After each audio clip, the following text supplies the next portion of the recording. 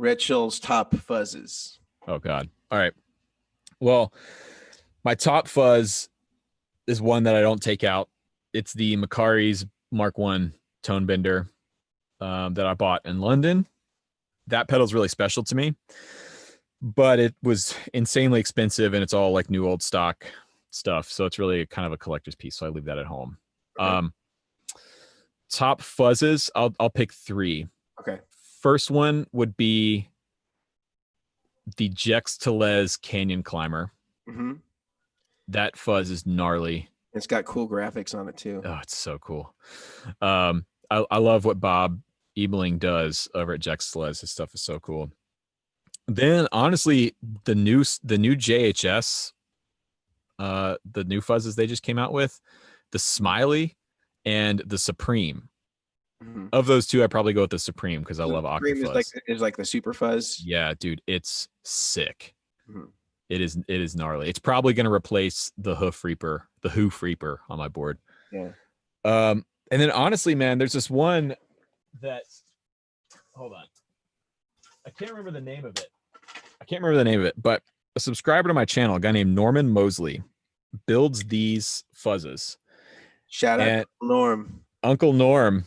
He signs every single correspondence that, like, if he leaves a comment or something, he always ends it with "your friend in tone, Norm." And I love that. I want to put that on a t-shirt.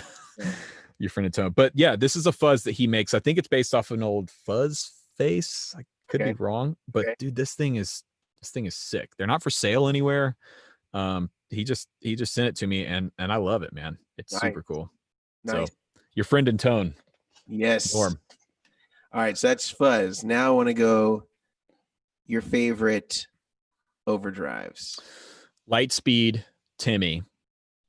For sure. I mean, those are like the hallmarks. I really like your HRM. Oh yeah, the EL34 style Dumble one. Yeah, I took that to Holland in December on my HXFX board, and it loved the AC30 that I was playing. Yeah. And then I have to say the Lark, the pedal I did with Zach from Mythos, that thing came out so well. He killed it. And let it be known, I didn't do anything other than like kind of bounce the idea back and forth with him and play test the prototypes and stuff. He's a genius and did all that stuff, man. Zach Broyles is the man. I think one thing that really sets him apart, as far as I see, is he's such a good guitar player. Most guys that make pedals are not good guitar players. I include myself in that.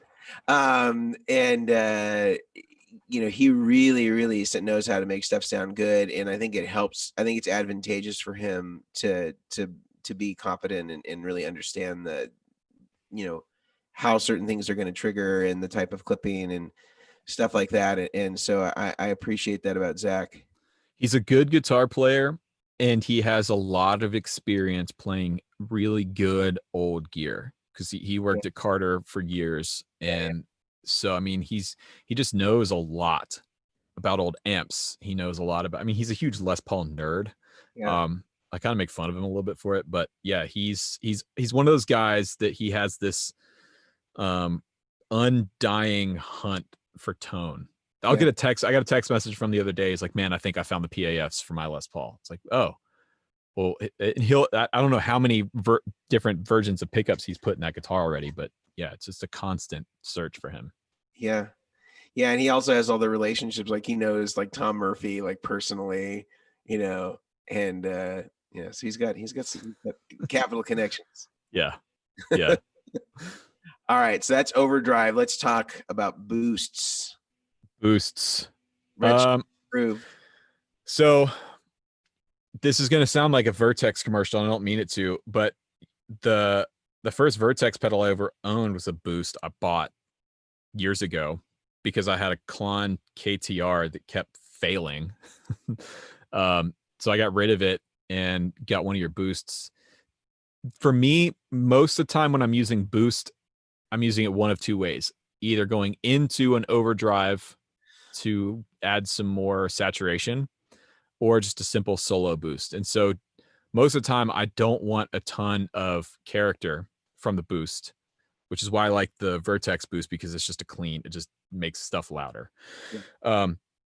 Aside from that, I think the JHS color box, Yeah. using it as a boost, It's sort of the antithesis of my boost, but in the best possible yeah way. yeah, exactly. So it's like you got both sides of the spectrum.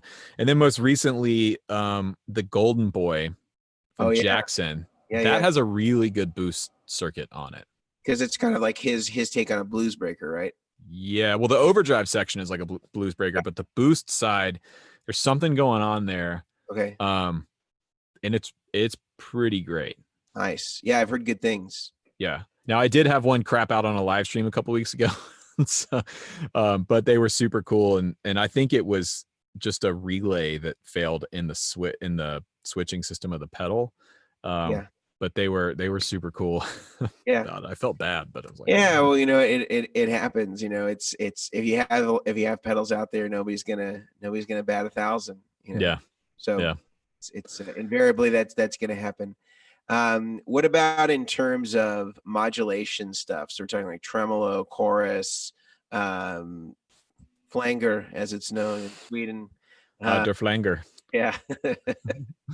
That was the coolest NAMM show I ever had. I asked if I was going to come out with a flanger, and I was like, "What?" I was like, "I'm so sorry. Can you say that again?" I asked 10 times, the poor guy. Yeah, you do that thing where you don't know what they're saying. You're just like, yeah, man. Yeah.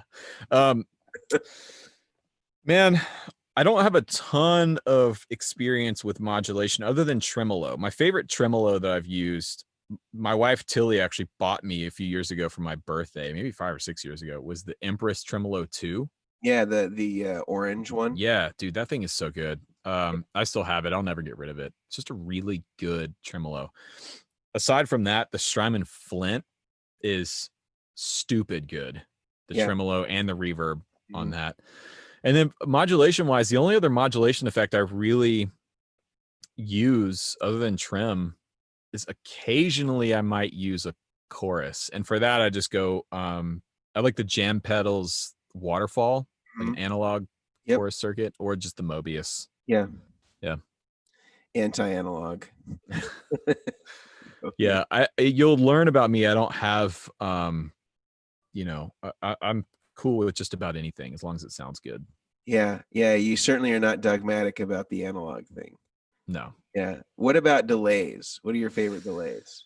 You have a tape delay now. Yeah, that's thanks to Josh Scott and a video he made. I bought a tape delay off of Reverb, and it ended up working out. It needed a lot of work, but the guy I bought it from was really cool and ended up covering the repair costs and everything. So now it's completely gone through and it sounds awesome. I've got a session coming up in a couple weeks. Actually, I'm gonna take that and use it on. But that's not something I would tour with because sure, way too many moving parts.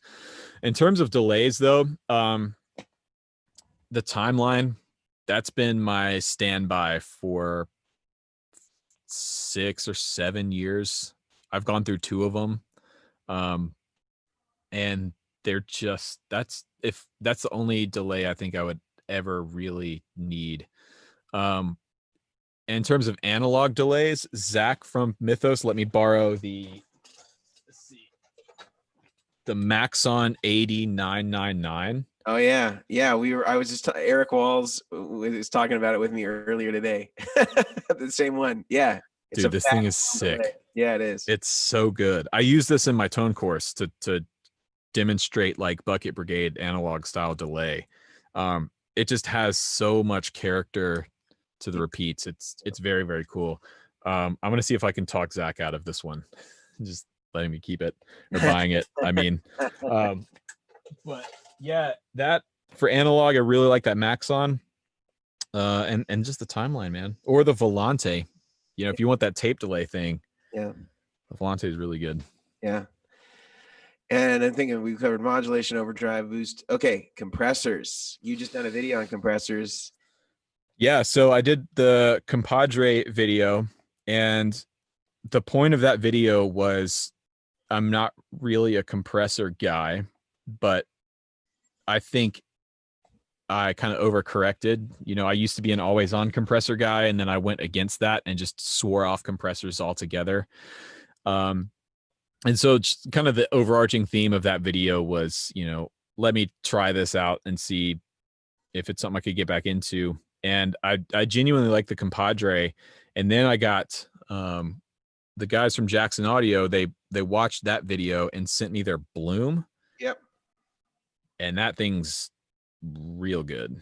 Nice. Really, really good. I don't know exactly what the Bloom circuit is doing, but it just makes everything fatter and thicker, and it's cool.